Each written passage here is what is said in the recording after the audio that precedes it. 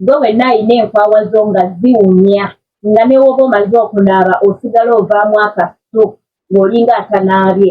Tuula ku vidiyo eno kuleetedde ekikolo n'eddagala. Kuleetedde ebika by'eddagala bingi nnyo by'ogenda okukozesa okubanga ogoba akaswaku mu nkwawa. Waliwo abalala nga woba omaze okunaaba obeera malembe obeera kiriyawala enkwawa ziba teziwunya naye nga kasita otuuya nako bw'oti mukwano ng'otandika okuvaamu akasu akawunya ng'olinga omuntu oba amaze ebbanga ki nga tonaaba. Mukwano tugenda kubanga olwaleero tugoba akaswako mu nkwawa. Singa onookozesa ebintu bino bye ŋŋenda okubanga nkuwa kimu ku kimu, enkwawa zo mukwano tezigenda kuddamu kubanga ziwunya. Kyenkusaba kino kwekuumirako vidiyo girabe mpaka gy'eggweera. Naye nga tetunaba kugenda mu ddagala lyaffe, nsooka okubaanirizaako mwenna mbabuuzaako mu linnya lya Mukama waffe Yesu Kristo, mwansiibye mutya era mwasibye mutya wonna w'oli akadde kano w'olabira vidiyo eno. Njagala omanye nti nkwagala nnyo. Mwebale kubanga mwekuumira ku Magic Initiative Uganda YouTube channel. Abalayikinga, abakomentinga, abashiyaringa, mwebale nnyo mwebalire ddala. Abaagala byenteekayo, abaagala Magi ng'omuntu, mukola kyamaanyi nnyo, nange mbaagala nnyo. Kakati omupya nga gwe mulundi gwo ogusoose okutweyungako oba okujja ku channel eno, nkusaba mukwano laba vidiyo gimaleyo. Bw'olaba nga channel eno eyinza okukolera, oyinza okukonyaako kagambo subscribe. Kale katweyongereyo nga sinnaba kukuwa bika bya ddagala kimu ku kimu by'ogenda kukozesa. Njagala osooka onkuumira enkwawa zo nga teziriimu bwoya. Making sure nti enkwawa zo ozisheevinga.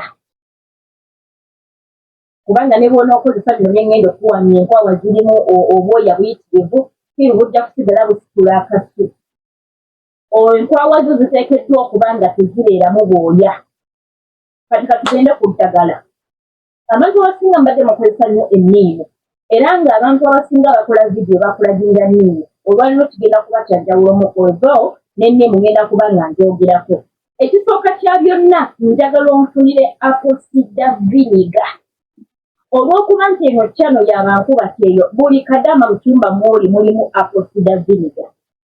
Mukeberekebereko mu budduwa weegwe muteekateeka bike bino mufumbisa emmere ebyo keberayo. Ojja laba ekyupa eriko apple cider vinegar. Efaanana bw'eti, eyinza okuba tefaanana bw'eti naye nga olabako ekigambo apple cider vinegar.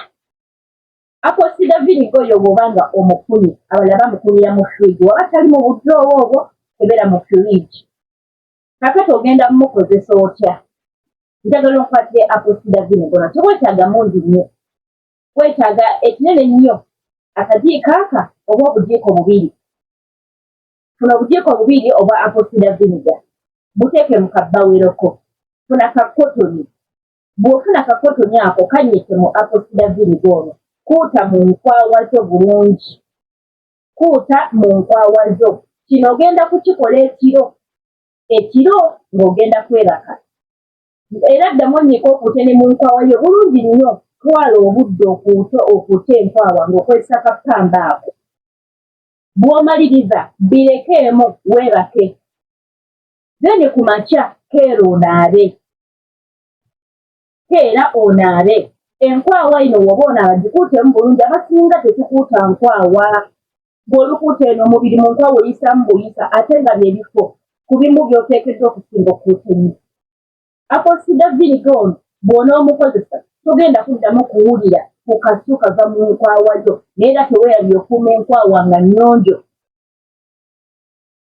Apple cider vinegar tumuvuddeko. Namba 2 eno ogenda kuba nga onkwatira baking soda. Gwe njogerako y'onoga tumanyi baking soda waafaanana y'onogolaba mu kifaananyi wano bamuyita baking soda. Baking soda ono era bw'onookebera mu ffumbiro ly'omufirisuuti oba mu sitowa gye bateeka ebintu ojja kusagawo baking soda ono. Mulimu abalina sitowa ng'ebintu ebimu babikumira mu sitowa naye nga bikozesebwa mu ffumbiro. Abalala mu budduwa bw'effumbiro ojja kumusangayo. Bw'olaba baking soda, njagala okwate baking soda ono funako ejjiiko 2 ku 3. making sure nti ejjeeko zino zombi ssatu zigwera mu nkwawa zo.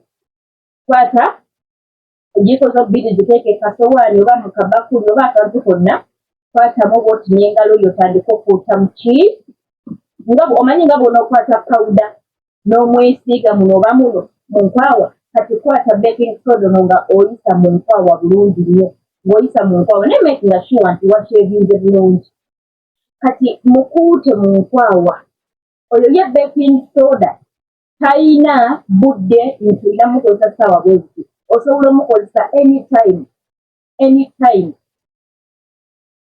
Osobola omukozesa obudde bwonna, osobola okukeera ku makya n'omala okunaaba n'okwata baking soda wooyo n'omuyisa mu nkwawa n'ogenda ku mirimu gyo. Agenda nakuyambako okuba nti enkwawa zino tezituuyana. Kubanga bwe lw'otuuyana akasu kali kasisikira ddala. Ate abalala mukola ensobi. N'obeerawo ng'amazima gali nti okimanyi olina akawoowo akava mu nkwawa akatali kalungi, ate n'okwata pafyumu n'omukubayo mu nkwawa. Mukwano ogenda kwongera kusitula kivundu.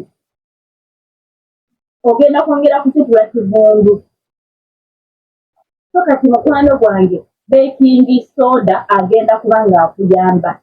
Mukozese, beera ng'omukozesa.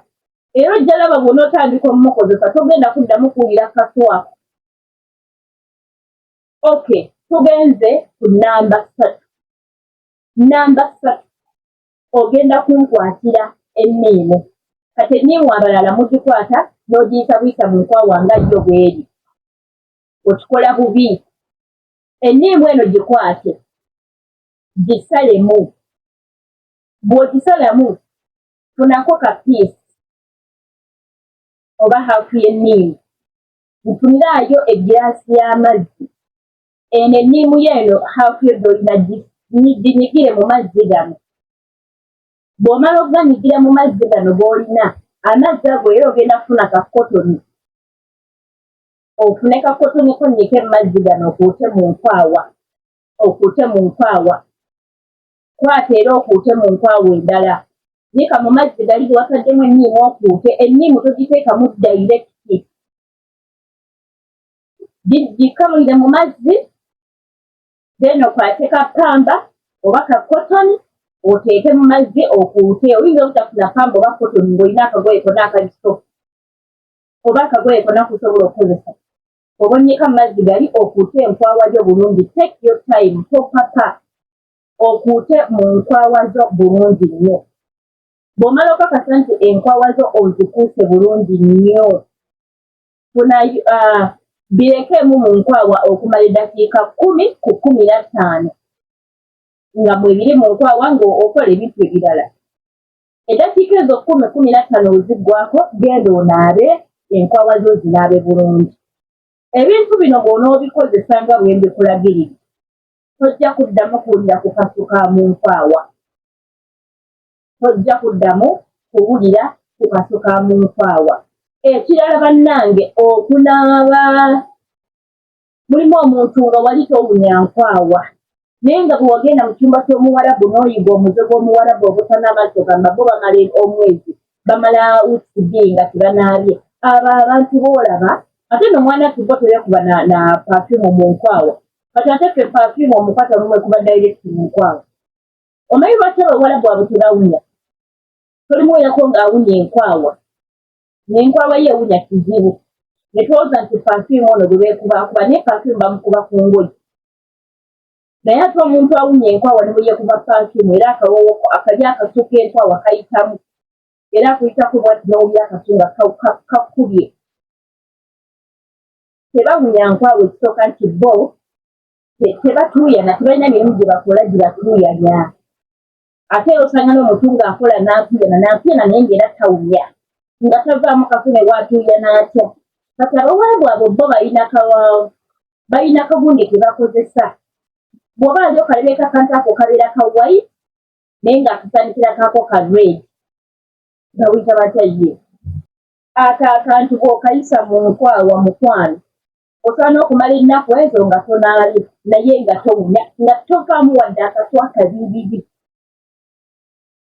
nga tovaamu wadde akaswa kabiri yensonga bo bakozesa nnyo obuntu obwo bamala omwezi mulamba tebanaabye wiiki ndeka tebanaabye naye tolimu erako ng'awunya mu nkwawa kati mukwano kozesa ebintu bino byenkulagirira ne bw'onootuuya n'otya enkwawa n'etuuyana togenda kuwunya kubanga eri atuuyana ng'atuuyana naye nga tolimuwulira ng'avuddemu akasu kati ebintu obeera ng'obyeyambisa byettanire obeere nga obikozesa aposidaviniga ono tomukozesa buli lunaku kati gwe mututu nga naye weewulira wasooka wayitawo enkwawa etuuma obututu ng'etuuma bayinzawo omuntu abamu oli ajja nagamba munange nfuutako mu nkwawa omwo n'onyiiga bunyiizi n'olaba ng'akumanyidde bw'oluusi oba teweewulira okimanyi eri abantu abawunya enkwawa nga ye teyeewulira nti enkwawa yeewulira naye gyamu olugoye